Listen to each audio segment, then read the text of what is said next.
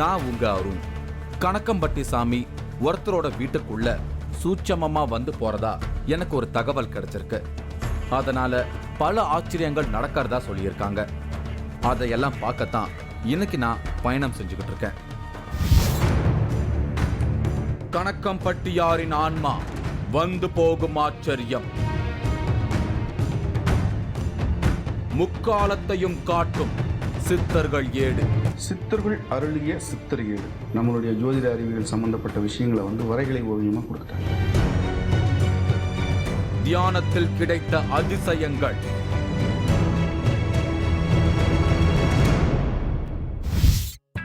இன்னைக்கு நான் விருதுநகருக்கு போயிட்டு இருக்கேன். பழனிக்கு பக்கத்துல கணக்கம்பட்டியில வாழ்ந்த மூட்டை சுவாமிகள்னு சொல்லப்படுற கணக்கம்பட்டி சுவாமிகள் ஒருத்தரோட வீட்டுல வந்து அமானுஷ நிகழ்வுகள் நடத்துறதா நம்மோட 3வது கண் நிகழ்ச்சியோட Facebook பேஜ்ல தகவல் பதிவாகி இருக்கு.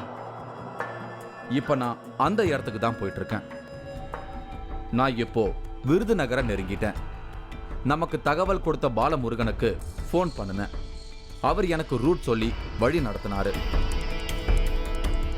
அங்க பாலமுருகன் எனக்காக காத்துக்கிட்டு இருந்தாரு. அவரையும் கூப்பிட்டுக்கிட்டு கிளம்பணும். இப்ப நாங்க முருகன் வீட்டுக்கிட்ட வந்துட்டோம். கிட்ட நெருங்க நெருங்க அவர் வீட்டுக்குள்ள ஒரு கூட்டம் இருக்கிற சத்தம் கேட்டுச்சு. என்னதான் நடக்குதுன்னு உள்ள போய் பார்த்தப்போ அங்க ஒரு யாகத்துக்கான பூஜை வேலைகள் நடந்துகிட்டு இருந்தது. நான் கூட ஏதோ கிரக பிரவேசம் பண்றாங்களோன்னு நினைச்சேன். ஆனா அது இல்ல. இங்க பிரச்சனைகளோட வந்திருக்கிறவங்களுக்காகவும் அவங்களோட வேண்டுதல்களுக்காகவும் ஒரு யாகம் இங்க நடக்கவிருக்கிறதா எனக்கு சொன்னாங்க.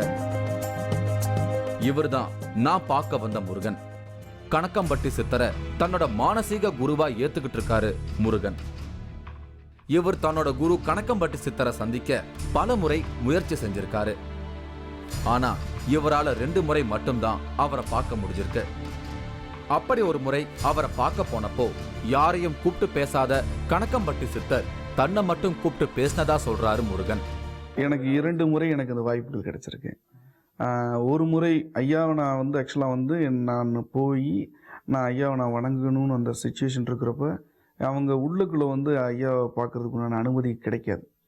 அப்போ நான் போனப்போ என் ஐயா தன்னுடைய விரல்களால் அழைச்சி என்னை இந்த மாதிரி இந்த இடத்துல உட்கார் அப்படின்னாங்க. காலில் விழுந்து நான் ஆசீர்வாதம் வாங்குறப்ப செய்ய வேண்டிய விஷயங்கள் நிறையா இருக்குது அப்படிங்கிற மாதிரி ஒரு விஷயங்கள் சொல்லிவிட்டு அவங்களுடைய சித்தருடைய பாஷையில் சொன்னாங்க.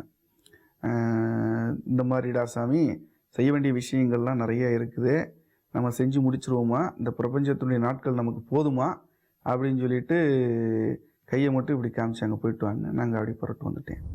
கணக்கம்பட்டி சித்தரை தன்னோட மானசீக குருவா ஏத்துக்கிட்டு இருக்காரு முருகன். அதனால இவருக்கு பல விஷயங்கள் கிடைச்சிருக்கு. அதுல ஒண்ணுதான் இந்த சித்திர ஏடு.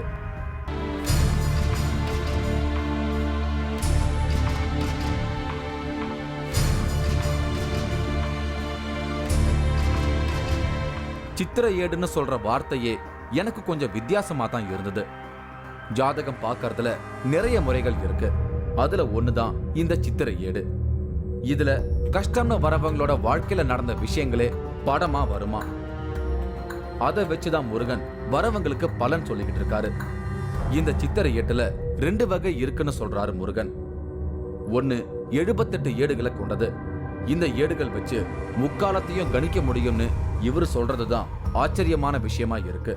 ஒரு வாழ்க்கையை நம்மள என்ன பிரச்சனைகள் நம்ம சந்திச்சுக்கிட்டு இருக்கோம் அப்படிங்கிறத கண்டறியறதுக்காக நம்ம ஆக்சுவலாக டேரட் அப்படிங்கிற விஷயத்தில் நம்ம கொண்டுட்டு இருக்கோம்.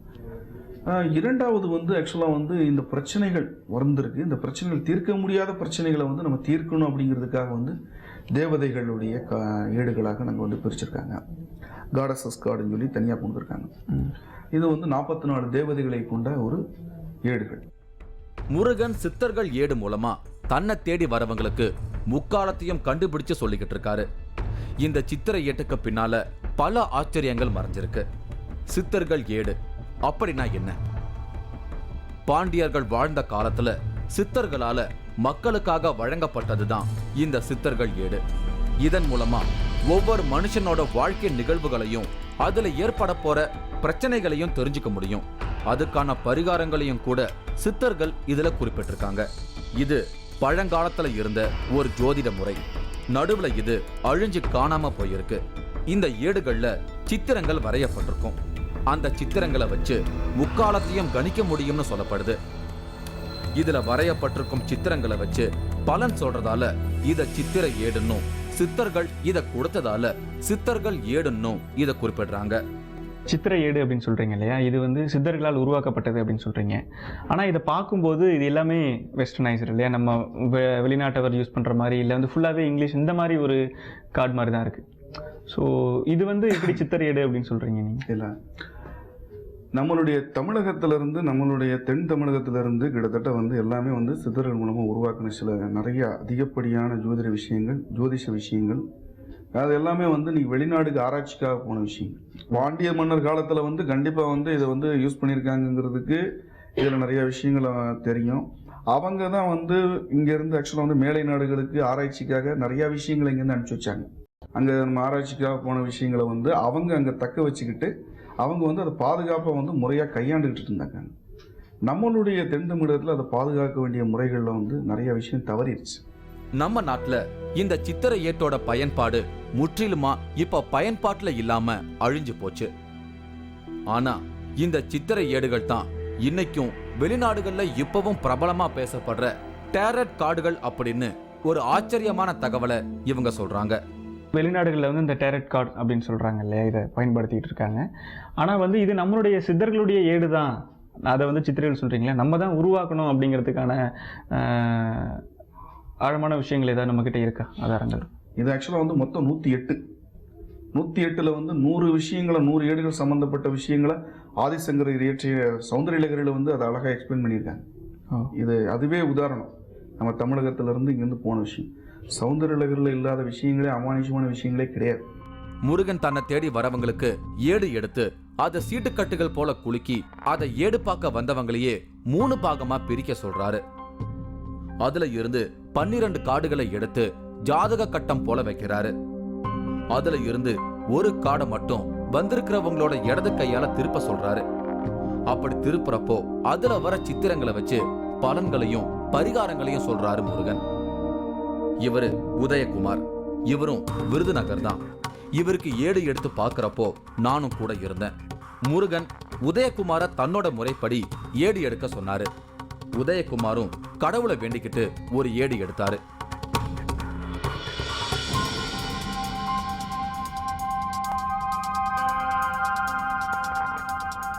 ஏட பார்த்ததுமே இவரோட வாழ்க்கையில நடந்தது எல்லாம் கூட இருந்து பார்த்த மாதிரி பளிச்சு பளிச்சுன்னு சொல்ல தொடங்கிட்டாரு முருகன். கண்ணில் கண்டிப்பா வந்து பார்வை கோளாறுகள் சம்பந்தப்பட்ட ஏதாவது பிரச்சனைகள் இருக்கும். கடந்த 7 மாதங்களா இது வந்து உங்களுக்கு ரொம்ப அந்த பிரச்சனைகள் உங்களுக்கு தெரியும். இது வர்ற ஜனவரி தாண்டணும் உங்களுக்கு. வர தை மாதங்கள்ல வந்து இதற்கு உண்டான மருத்துவங்கள் சம்பந்தப்பட்ட விஷயங்களை நீங்க வந்து எடுத்துக்கிட்டீங்கன்னா கண்டிப்பா வந்து குணமளிக்குங்கிறது உண்மை. இப்படி தன்னோட வாழ்க்கையில சித்தர்கள் ஏடு கிடைக்கவும் இன்னும் பல அதிசயங்கள் நடக்கவும் காரணம் கணக்கம்பட்டி சாமிதான்னு உறுதியா நம்பி இருக்காரு முருகன். அதாவது இப்போ சித்திர ஏடு அப்படிங்கிறது வந்து சித்தர்களால் உருவாக்கப்பட்ட ஒரு விஷயம். அப்போ வந்து உங்களுக்கு இந்த சித்தர்கள் தொடர்பும் நிறையா இருக்கும் இல்லையா, அந்த மாதிரி ஏதாவது விஷயங்கள் இருக்கா உங்களுக்குள்ள? எங்களுக்கு வந்து ஆக்சுவலாக வந்து பாம்பாட்டி சித்தருடைய அனுகிரகங்கள் எங்களுக்கு கிடைக்கணும். பாம்பாட்டி சித்தருடைய அனுகிரகங்கள் கிடைக்கணும் அப்படிங்கிறதுக்காக நான் பழனிக்கு அருகில் இருக்கிற பாம்பாட்டி சித்தருடைய அவதாரம். கணக்கம்பட்டி சாமி வந்து பாம்பாட்டி சித்தரோட அவதாரம். பாம்பாட்டி சித்தருடைய 17வது அவதாரமாக அவதரித்திருந்த கணக்கம்பட்டியார், அவரை போய் நாங்கள் வந்து மூட்டை சுவாமிகள்னு சொல்லுவாங்க, நான் தரிசனம் பண்ணேன். அவங்களுடைய தரிசனங்கள் எனக்கு வந்து ரொம்ப கிடைக்கப்பட்டிருக்கு. அப்படிங்கிறதுனா சித்தர்கள் அருளிய சித்திரை ஏடு. இந்த சித்திரை ஏடுகள் நாங்கள் சித்தர்கள்னு எங்களுடைய இதில் ஆக்சுவலாக வந்து எங்களுக்கு கிடைச்ச விஷயம் வந்து கணக்கம்பட்டியார். எனக்கு ஐயாவுடைய அனுகிரகங்கள், எனக்கு ரொம்ப விஷயங்கள் எனக்கு கிடைச்சிருக்கு. நான் இங்க வந்த சமயத்துல தான் சென்னைய மழை வெள்ளம் புரட்டி எடுத்துட்டு இருந்தது. இதே சமயத்துல இன்னும் நிறைய சாமியார்கள் நம்மோட நிகழ்ச்சிக்கு போன் பண்ணி இன்னும் ஜனவரியிலையும் இப்படி மழையால சென்னைக்கு பேரழிவு இருக்குன்னு எல்லாம் பயமுறுத்திக்கிட்டு இருந்தாங்க. அதனால நான் இவர்கிட்ட வந்ததுமே இந்த சித்தர்கள் ஏட்டை பயன்படுத்தி திரும்பவும் சென்னைக்கு மழையால பாதிப்பு ஏற்படுமான்னு ஒரு ப்ரெடிக்ஷன் பார்க்க ஆசைப்பட்டேன். இப்போ சென்னையில் வந்து ஒரு பெரிய அழிவு தான் கிட்டத்தட்ட சொல்லணும் அப்படின்னா, இந்த வெள்ளம் வந்து ரொம்ப பாதிச்சிருச்சு. ஸோ மறுபடியும் இது மாதிரி இருக்கா, ஏன்னா ஒரு ப்ரிகாஷன் தெரிஞ்சு வச்சுக்கிட்டா நல்லது இல்லையா அப்படிங்கிற ஒரு கியூரியாசிட்டி தான் கேட்குறோம். கண்டிப்பாக வருகிற இந்த 12 மாதங்களுக்கு உண்டான விஷயத்த வந்து நான் உங்களுக்கு இங்கே ஏடுகள் நான் உங்களுக்கு இது பண்ணி கொடுக்குறேன். அதில் நீங்கள் எடுங்க. அது மூலமாக வந்து எதுவும் நான் பேரிடர்கள் இருக்கான்னு உங்களுக்கு கண்டிப்பாக நான் சொல்ல முடியும். ஆனால் சொல்ல முடியும் இல்லையா? அதை வச்சு கண்டிப்பாக சொல்ல முடியும்.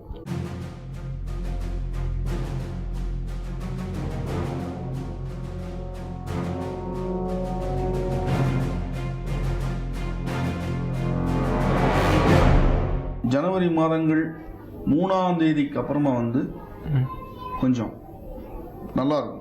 நீர்த்தன்மையான பிரச்சனைகள் இருக்கும். ஆனால் வந்து அது வந்து பாதிப்புக்கு உண்டான விஷயங்களை எடுத்துக்கிட முடியாது. நீங்கள் சொல்கிற மாதிரி பேரிடர்கள் இருக்கும் வைக்கும்னு சொல்கிறாங்க இல்லையா, அந்த மாதிரி விஷயங்களை நம்ம எடுத்துக்கிட முடியாது. இது வந்து ஒரு 3 டிஸ்ட்ரிக்ட் சம்மந்தப்பட்ட விஷயம் தானே தவிர வேறு அந்த லெவலுக்கு வந்து ஒரு இதாக சொல்ல முடியாது. ஏதாவது ஒரு 3 டிஸ்ட்ரிக்டில் மட்டும் கண்டிப்பாக வந்து அது ஒரு ஒரு ஒரு என்ன சொல்கிறதுனா மழை சம்மந்தப்பட்ட விஷயங்கள் எதிர்பார்க்கலாம். பட் ஆனால் ஒரு பெரிய விஷயமா எதிர்பார்க்க வேண்டாம். நல்ல விஷயமா தான் இருக்குது, பாசிட்டிவாக தான் இருக்குது. கண்டிப்பாக எந்த ஒரு பிரச்சனைகளும் இல்லை. இந்த ஜனவரியில சென்னைக்கு மழையால திரும்பவும் பாதிப்பு இல்லைன்னு இவர் சொன்ன பதில் எனக்கு மட்டும் இல்ல, இதை பார்த்துக்கிட்டு இருக்கிற எல்லாருக்குமே கொஞ்சம் ஆறுதலா தான் இருக்கும். ஜாதகம் நான் ஏற்கனவே பார்த்து அதில் எனக்கு நம்பிக்கையெல்லாம் இல்லை. நான் எல்லா பேரும் பார்க்குறப்பெல்லாம் ஆகா ஓகா அப்படின்பாங்க. ஆனால் அங்கே நடக்கிறது வேறு மாதிரி இருக்கும். இது ரொம்ப சுமாராக தான் சார் இருக்குன்பாங்க. ஆனால் நல்லாயிருக்கும். இது ஒன்றும் மேட்ச் ஆகலாம், இது நமக்கு சரி வராது விட்டேன் நான். இது வந்து ஒரு யூனிக்காக இருந்தது. இது ஜாதகம்லாம் தேவையில்லை அப்படின்னாங்க. அந்த மொமெண்டத்தில் வந்து நமக்கு என்ன இந்த காட்ஸோட பிளெஸிங் எப்படி இருக்கோ அது பிரகாரம் வரும்.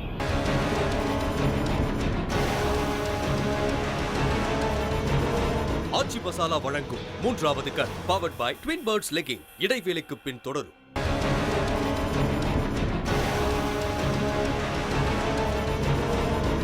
ஆச்சி மசாலா வழங்கும் 3வது cut powered by Twin Birds legging தொடர்கிறது. நான் இன்னைக்கு விருதுநகர்ல இருக்கேன். இங்க இருக்கிற முருகன் அப்படிங்கிறவருக்கு கணக்கம்பட்டி சித்தர் அரூபமா வந்து காட்சி கொடுக்கறதாகவும் அதனால பல அமானுஷ்யங்கள் நடக்கிறதாகவும் சொல்லியிருந்தாரு. அது மட்டும் இல்லாம இவர் பாண்டிய மன்னர்கள் காலத்திய சித்திரை ஏடு மூலமா ஒருத்தரோட முக்காலத்தையும் கணிச்சு சொல்றாரு. அதையெல்லாம் பார்க்கத்தான் இன்னைக்கு நான் இங்க வந்திருக்கேன். இவர் ஏடு பார்க்க வரவங்களுக்கு அதுல வர படத்தை வச்சு மட்டும் பலன் சொல்றது இல்ல. சில நேரங்கள்ல சித்தர்கள் இவருக்குள்ள வந்து அவங்களுக்கான பலன் சொல்றதா இவர் சொல்றாரு. ஆனா இது அருள்வாக்கு சொல்றது போல ஆவேசத்தோட பேசுறது இல்ல. இவர் இவராவே இருந்து நார்மலா பேசும்போதே சித்தர்கள் இவருக்குள்ள வந்து வரவங்களுக்கான தீர்வுகளை சொல்றதா சொல்றாரு. இவரு பாலமுருகன். இவர் தான் நமக்கு முருகனை பத்தி தகவல் கொடுத்தவரு. இவரும் முதல்ல முருகனை வந்து பார்த்திருக்காரு. இவரோட பிரச்சனைகள் தீர இந்த மெத்தட் இவருக்கு கை கொடுத்திருக்கு. சித்தர் வழிபாட்டுல ஆர்வம் கொண்ட பாலமுருகனுக்கு ஜாதகம் பார்க்கறதுல நம்பிக்கை இல்லை. இங்க வந்து ஏடு எடுத்து பார்க்கறப்போ தன்னோட வாழ்க்கையில நடந்த விஷயங்கள் எல்லாம் அந்த ஏடுகள்ல படமா வந்ததை பார்த்ததுக்கு அப்புறம் தான் இவருக்கு இந்த சித்திரை ஏடு மேல நம்பிக்கை வந்திருக்கு. இங்க வரவங்களோட விவரம் எதுவும் தெரியாம அவங்க வாழ்க்கையில நடக்கிறதையெல்லாம் முருகன் பளிச்சுன்னு சொல்றதா சொல்லி ஆச்சரியப்படுறாரு பாலமுருகன். தெய்வ வழிபாடு பண்ணுறது உண்டு, தெய்வ நம்பிக்கை உண்டு. சித்தர்கள் மேலே பெரிய நம்பிக்கை வச்சுருக்கேன். இதெல்லாம் ரொம்ப பெருசாக பார்க்கறது கிடையாது. ஜாதகம் பார்க்கறது கிடையாது. ஏன்னா ஜாதகம் நான் ஏற்கனவே பார்த்து அதில் எனக்கு நம்பிக்கையெல்லாம் இல்லை. நான் எல்லா பேரும் பார்க்குறப்பெல்லாம் ஆகா ஓகா அப்படின்பாங்க. ஆனால் அங்கே நடக்கிறது வேறு மாதிரி இருக்கும். இது ரொம்ப சுமாராக தான் சார் இருக்குன்பாங்க. ஆனால் நல்லாயிருக்கும். இது ஒன்றும் மேட்ச் ஆகலாம், இது நமக்கு சரி வராது விட்டேன் நான். இது வந்து ஒரு யூனிக்காக இருந்தது. இது ஜாதகம்லாம் தேவையில்லை அப்படின்னாங்க. அந்த மொமெண்டத்தில் வந்து நமக்கு என்ன இந்த காட்ஸோட பிளெஸிங் எப்படி இருக்கோ அது பிரகாரம் வரும். அவங்க நமக்கு இருக்கிற நிலைமையை சொல்லுவாங்க அப்படின்றதுனால இதை நான் நம்பினேன் நான். பட் இவர் சொன்னது எனக்கு நல்லா நடந்துச்சு. இவர் சொன்னது எனக்கு வந்து அப்படியே நடந்தது எனக்கு. அதனால தான் இது மேலே எனக்கு ஒரு பிலீஃப் வந்தது. முருகன் சித்தர்கள் ஏடு மூலமா இங்க வரவங்களோட பிரச்சனைகளை தீர்த்து வைக்கிறதோட இல்லாம சித்தர்களுக்கான வழிபாடுகளையும் தொடர்ந்து செஞ்சுக்கிட்டு இருக்காரு. அப்படி இவரு தன்னோட குருவான கணக்கம்பட்டியாருக்கும் தீவிரமான வழிபாடுகளை தொடர்ந்து செஞ்சுக்கிட்டு வராரு. இவரு கணக்கம்பட்டியாருக்கு பூஜைகள் செய்யற சமயத்துல இவருக்கு பல அமானுஷ அனுபவங்கள் கிடைக்க தொடங்கி இருக்கு. சமீபத்துல சில மாசங்களுக்கு முன்னாலதான் கணக்கம்பட்டி சித்தர் ஜீவசமாதி அடைஞ்சாரு. அதை கேள்விப்பட்டதுல இருந்து ரொம்பவே மனம் கலங்கி இருக்காரு முருகன். தன் குருவோட சமாதி நிலை இவருக்கு பெரிய அதிர்ச்சியை கொடுத்திருக்கு. அதனால குருவை நினைச்சு கண்ணீர் மல்க வேண்டியபடி இருந்திருக்காரு. அப்பதான் இவருக்கு சில அமானுஷ நிகழ்வுகள் நடக்க தொடங்கியிருக்கு. நான் ஐயா ஜீவசமாதி ஆனதுக்கு அப்புறமா வந்து நான் சில காலங்கள் கழித்து நான் வந்துட்டேன். வந்ததுக்கு அப்புறமா வந்து எனக்கு ஒரு மாதம் கழிச்சு ஐயா ஜீவசமாதி ஆகிட்டாங்கன்னா நான் இன்னைக்கு வரைக்கும் வந்து நான் நினைக்கவே இல்லை. அவங்க என்ன அந்த உலகத்துக்கு வந்து ஏதோ ஒரு விஷயம் சொல்லிட்டு போயிருக்காங்களே தவிர அவங்க கண்டிப்பாக வந்து இந்த பிரபஞ்சத்துக்கு அவங்க இந்த பிரபஞ்சத்தில் இருக்கிறாங்க. நமக்காக வந்து உருவம் காமிக்கிறதுக்காக வந்து மனித ரூபத்தில் வர்றாங்க, அவ்வளோதான். அவங்க இன்னும் இன்னைக்கு எவ்வளவோ விஷயங்கள்ல அவங்க ஊடுருவி வந்துகிட்டு இருக்காங்க. அப்போ நான் ஐயா ஜீவசமாதியானி ஒரு மாதம் கழித்து நான் தினமும் நான் வந்து ஆக்சுவலாக வந்து வழிபடுவேன். செவ்வாய் வெள்ளி வந்து ஐயாவுக்காக ரொம்ப சிறப்பு பிரார்த்தனைகள் நான் வீட்டில் வச்சு நான் பண்ணுவேன். தனியாக வந்து அவங்களுக்கு எல்லாமே வச்சுருக்கேன் நான். அப்போ நான் ஐயாவுடைய படத்தில் வச்சு நான் பூஜித்து சில விஷயங்கள்லாம் பிரபஞ்சத்துக்கு சொல்லணும். நீங்களே எனக்கு என்னமுமே சொல்லாமல் நீங்கள் போயிட்டீங்களே, நான் இந்த விஷயத்தை யார்கிட்ட தேடுவேன்னு சொல்லி என் கண்ணீர் கசிய நான் வேண்டின காலங்கள் உண்டு அன்னைக்கு. அப்போ மறுநாள் நல்லா ஞாபகம் இருக்குது எனக்கு. அந்த மறுநாள் ஐயாவுக்காக நான் வந்து நிவேத்தியமாக படைக்கப்பட்ட அந்த சாக்லேட்ஸ் வந்து ஐயா சாப்பிடுவாங்க. பழச்சாறு சம்மந்தப்பட்ட ஒரு விஷயங்கள் வந்து சாப்பிடுவாங்க. அப்போ அந்த சாக்லேட்டு நான் வந்து ஒரு வீக்லி வந்து ஐயாவுக்கு வந்து அந்த செவ்வாய் வெள்ளிக்கு வந்து அந்த நிவேத்தியத்தை வந்து மாற்றுவேன். அப்போ மாற்றுறதுக்காக நான் எடுக்கும் பொழுது அந்த சாக்லேட்டில் வந்து சீலிங் ஓப்பன் ஆகலை, உள்ளுக்குள்ளே சாக்லேட் காலியாக இருந்துச்சு. இது நான் ஐயாட்டிருந்து நான் கண்ட அமானுஷ்யமான விஷயம். ரெண்டாவது, அந்த பழச்சாறு பாட்டிலில் வந்து ஐயா வந்து எப்போவுமே வந்து ஒரு 3 மடக்கு குடிப்பாங்க. அந்த 3 மடக்கு சீலிங் ஓப்பன் ஆகாமல் குடித்த காலமும் நான் பார்த்தேன். இது வெயிட்டே இல்லாத மாதிரி இருக்குல்ல இது உங்களுக்கு வெயிட் இல்லை இல்லையா, சாக்லேட் உள்ளே இருக்கும் இல்லையா. இப்போ வந்து வெயிட் இல்லைன்னா சாக்லேட் இல்லை. இது வந்து ஐயாவுக்கு நிவேத்தியம் பண்ணிருக்கோம். ஐயா வந்து போனாங்கிறதுக்கு இதுதான் அறிவு.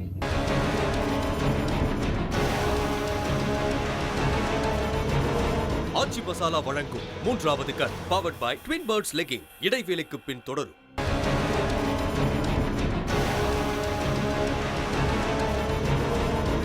ஆச்சி மசாலா வழங்கும் 3வது cut powered by Twin Birds legging தொடர்கிறது. நான் இன்னைக்கு விருதுநகர்ல இருக்கேன். இங்க இருக்கிற முருகன் அப்படிங்கிறவருக்கு கணக்கம்பட்டி சித்தர் அரூபமா வந்து காட்சி கொடுத்திருக்காரு. இப்படி இன்னும் சில அமானுஷ்யங்கள் இவருக்கு நடந்திருக்கு. அதை பத்தி எல்லாம் பேசத்தான் இன்னைக்கு நான் முருகனை சந்திச்சு பேசிக்கிட்டு இருக்கேன். இன்னைக்கும் தன்னோட பூஜை அறையில தினந்தோறும் கணக்கம்பட்டி சித்தருக்கு மனமுருகி பூஜைகள் செய்யறாரு முருகன். அதை முடிச்சுட்டு தியானத்துல இருப்பாரு. அந்த மாதிரி சமயங்கள்ல இப்பவும் தன்னால சித்தர்களோட பிரசன்ஸை உணர முடியுதுன்னு சொல்றாரு முருகன். நான் நெஞ்சுருகி நான் வந்து ஆக்சுவலாக வந்து ஐயாவை நான் வந்து கருணையோடு நான் வந்து ஐயா நீங்கள் என்னையா நீங்கள் இப்படி செய்யக்கூடாதா, எனக்கு உதவி பண்ணக்கூடாதான்னு நான் தஞ்சமடையும் பொழுது அவர்கள் வந்து போன சில விஷயங்கள் எனக்கு நான் உணர ஆரம்பித்தேன். அதுக்கப்புறமா ஐயா வந்து போனாங்கன்னா என்னுடைய வீட்டுக்குள்ளக்க நான் தங்கியிருக்கிற அந்த பூஜை அறை சம்மந்தப்பட்ட இடங்களில் ஒரு கோயில் ஸ்தலங்களில் வந்து யானை வந்து கட்டி வைத்தா எப்படி ஒரு புல் சம்மந்தப்பட்ட வாடைகள் இருக்குமோ அந்த வாடைகள் நான் வந்து உணர முடியும், நுகர முடியும். கணக்கம்பட்டி சித்தருக்கு இவர் படைக்கிற பொருட்களை சித்தர் அரூபமா வந்து ஏத்துக்கிறதா முருகன் உறுதியா நம்புறாரு. அப்படி தன்னோட பூஜை அறையில சித்தருக்கு படைச்ச பொருட்களை எடுத்துட்டு வந்து எனக்கு காட்டினாரு. அதுல சாக்லேட் இருக்கு. இது வெயிட்டே இல்லாத மாதிரி இருக்குல்ல இது உங்களுக்கு வெயிட் இல்லை இல்லையா, சாக்லேட் உள்ள இருக்கும் இல்லையா. இப்போ வந்து வெயிட் இல்லைன்னா சாக்லேட் இல்லை. இது வந்து ஐயாவுக்கு நிவேத்தியம் பண்ணிருக்கோம். ஐயா வந்து போனாங்கிறதுக்கு இதுதான் அறிவு. நிவேதியம் ஏற்றுக்கிட்டாங்கிறதுக்கு இதுதான் விஷயம். இப்படி எம்டியாக இருக்கிறது இல்லையா, இது வந்து வந்துருக்காங்க இல்லையா, இது வந்துட்டு போயிருக்காங்க. நம்ம கொடுத்த நிவேத்தியம் வந்து அவங்களுக்கு படைக்கப்பட்டிருக்குங்கிறதுக்கு உண்மையான. இவர் சித்தருக்கு படைச்ச சாக்லேட்ஸ் எல்லாமே பார்க்க அப்படியே இருக்கிற மாதிரி தான் இருக்கு. ஆனா ஒரு சில சாக்லேட்ஸ் மட்டும் உள்ள சாக்லேட் இல்லாம லேசா இருக்கு. கவர் மட்டும் அப்படியே இருக்கு. இதையெல்லாம் சித்தர் வந்து சாப்பிட்டதா முருகன் நம்புறாரு. இது இப்போ பிரித்து பார்க்கலாமா இதை சாக்லேட்டு? இது எங்களுக்கு நாங்கள் பொக்கிஷமாக வச்சுருக்கோங்க. நிவேத்தியம் தான் வந்து எங்களுக்கு சான்றுகள், எங்களுக்கு அவங்க வந்து போனாங்கிறதுக்கு உண்டான ரொம்ப விஷயமாக நாங்கள் ஒரு மதிக்கத்தக்க விஷயமா வச்சுருக்கோம். இங்க படைக்கப்பட்ட பழச்சாறு பாட்டில் சீல் பிரிக்காம அப்படியே இருக்கு. ஆனா உள்ள இருக்கிற பழசாரோட அளவு மட்டும் குறைஞ்சிருந்தது. அதை எனக்கு காட்டினாரு முருகன். இது மாதிரி அடிக்கடி நடக்கிறதா ஆச்சரியப்படுறாரு முருகன். இதுதான் வச்சுக்கிறது இல்லையா நீங்கள்? ஓப்பன் பண்ணாமல் இருக்கலையா? அது ஓப்பன் பண்ணாது இல்லையா, சீலிங் ஓப்பன் பண்ணாது. இது வச்சு எவ்வளோ நாள் ஆகுதுங்க? இது வச்சுக்கிட்ட ஒரு மாதத்துக்கு முன்னாடி வச்சு.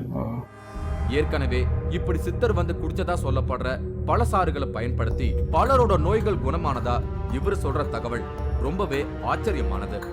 இதுக்கு முன்னாடி ஒரு பாட்டில் வந்து இதாக இருந்திருக்கு.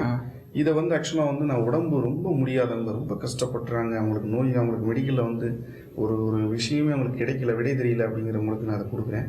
சாப்பிட்ருக்காங்க, அவங்களுக்கு குணமடைஞ்சிருக்குங்கிற நான் அந்த விஷயத்தில் ரொம்ப நான் நம்புகிறேன். குணமடைஞ்சிருக்கு. இந்த மாதிரி விஷயங்கள்லாம் வந்து கணக்கம்பட்டி ஐயா இங்கே வராரு அப்படிங்கிறதுக்கான ஒரு இதை விட வேறு சான்றுகள் எதுவுமே தேவையில்லையா? கணக்கம்பட்டி சித்தர் முருகனோட வீட்டுக்குள்ள சூட்சம ரூபத்துல வந்து போறாரா? அதை நான் உணர முடியுமா? நான் அங்க இருக்கும்போதே முருகனை எனக்காக பூஜை அறையில தியானத்துல ஈடுபடும்படி கேட்டேன்.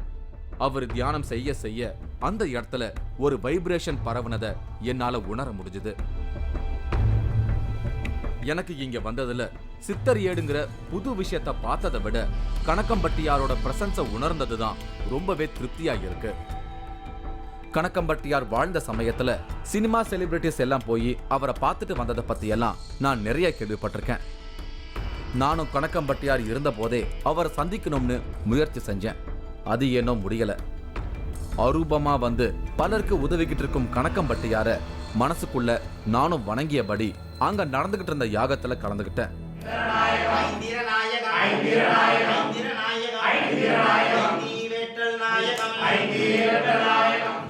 கருவூரார் சொன்ன முறைப்படி இங்க பிரச்சனைகளோட வரவங்களுக்காக இப்படி ஒரு வித்தியாசமான யாகம் நடந்துகிட்டு இருக்கு. எல்லாரும் தங்களோட பிரச்சனைகள் தீரணும்னு வேண்டுதலோட இதுல கலந்துகிட்டு இருக்காங்க. நானும் இந்த யாகத்துல கலந்துகிட்டேன். சித்தர்கள் ஜீவசமாதி அடைஞ்சும் கூட மக்களுக்கு அருள் புரிஞ்சுகிட்டு இருக்காங்க.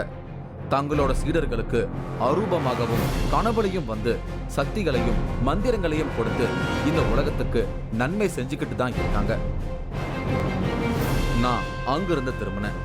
மீண்டும் ஒரு அமானுஷ்ய அனுபவத்தோட உங்களை வந்து சந்திக்கிறேன். அதுவரை உங்களிடமிருந்து விடைபெறுகிறேன். இந்த நிகழ்ச்சி மீண்டும் நாளை பகல் 12:30க்கு மறு ஒளிபரப்பாகும். வாழும் மகான்களாக மக்கள் கொண்டாடும் சிம்மக்கல் ஐயா ஆண்ட்ரூஸ் பாபா. ஐயா வந்து எதுவும் பேச மாட்டாங்க, எப்போதுமே தியானத்தில் தான் இருப்பாங்க. நம்ம என்ன நினச்சி வர்றோமோ அது நடக்கும். அசாதாரண மனிதர்களும் அமானுஷ்ய சக்திகளும். நீங்களும் இந்த திகில் பயணத்தில் கலந்து கொள்ள ஒரு வாய்ப்பு. 3வது கண் டிவி ஷோ என்ற Facebook பக்கத்தில் எங்களோடு இணைந்திடுங்கள். உங்களது அமானுஷ்ய அனுபவங்களை பதிவு செய்து இந்த நிகழ்ச்சியில் பங்கு பெறும் வாய்ப்பை பெறுங்கள்.